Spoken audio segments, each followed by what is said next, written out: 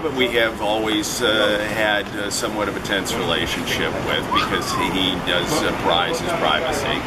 And there was one night at the first Tribeca Film Festival party over at the Supreme Court House, and Angelina Jolie had just arrived at the party, and I leapt over three men to try and have the first word with her. And so I was just asking her some light questions, and I noticed that she started smiling, and I thought, I'm so amusing and comical.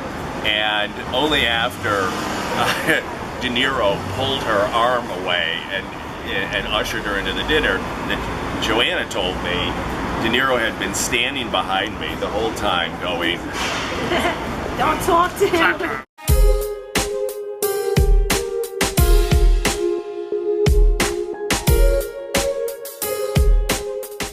So Bubby's is of course a celebrity hub, and John Kennedy used to eat here all the time, and the paparazzi discovered him. So then he went kitty corner to the Greek diner Socrates, which used to be in the Tamarind space. And one day a friend of mine was got a cup of coffee, and she felt a tap on her shoulder, and he said, excuse me, I believe that you have mine. He says, you take it regular, right? Because I take it black. And she just like hypnotically, like in a trance, switched. And she never drank the coffee, but she had an altar on her desk, and it said, John touched my coffee.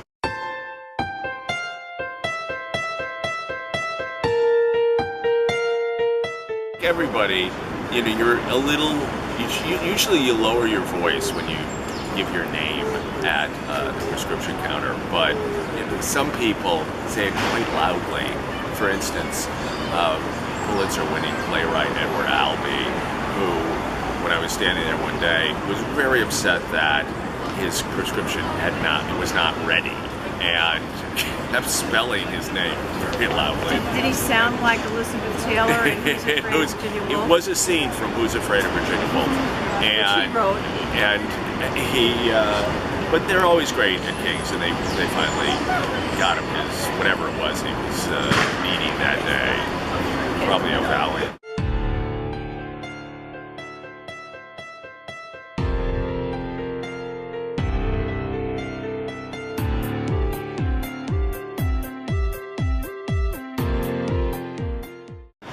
Ghostbusters, Bill Murray.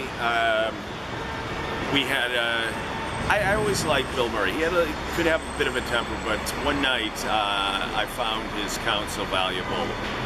We were hanging out at the Harvard Club, and we got to talking, and he says to me, you know, you seem like a pretty internal guy. And I thought to myself, I guess for a gossip columnist, I said, well, thank you. Do you mean, why am I doing this? And he said, yeah. I said, well, I haven't quite figured out an escape hatch yet.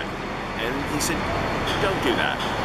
Don't do that, because I think you've got a good platform. Yeah, I've read the column. It's a little flip at times, but I think you could do it better. So keep doing it, because you're from the land of Lincoln, damn it. He was also from Illinois, so we have that bond. Beyonce and Jay-Z live up there. And one of our reporters that work with us, one of our junior reporters, the intrepid Sean Evans, climbed a building across the street to peer into their wedding, and he watched Beyonce get ready and everything. That's reporting.